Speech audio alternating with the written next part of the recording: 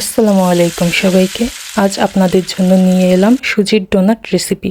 অনেক তো মিষ্টি ডোনাট খেলেন, আমার মতো ঝাল প্রেমীদের জন্য তাই ঝাল ঝাল সুজির ডোনাট রেসিপি নিয়ে চলে আসলাম। বিকেলের নাস্তার জন্য সেরা রেসিপি এই সুজির ডোনাট। এর জন্য প্রথমেই প্যানে তেল দিয়ে তাতে একে একে দিয়ে দিব আদা ও রসুন কুচি, অল্প পরিমাণে আস্ত জিরা ও সরিষা, খানিকটা তেল, সাথে অ্যাড করে দিলাম কাঁচামরিচ কুচি। ভালোভাবে ভেজে নিয়ে তাতে 2 কাপ পানি দিয়ে দিব। ঝালের জন্য আরও কিছুটা চিলি ফ্লেক্স অ্যাড করে দিলাম। স্বাদ মতো লবণ দিয়ে পানি বলক আসা পর্যন্ত অপেক্ষা করব। এখন এতে অ্যাড করে দিব 2 কাপের মতো সুজি। নাড়তে নাড়তে যখন দেখবেন প্যান থেকে মিশ্রণটি উঠে আসতেছে তখন নামিয়ে নেবেন। লবণ কিছুটা কম হওয়ায় এখানে আরও কিছুটা লবণ অ্যাড করে দিলাম।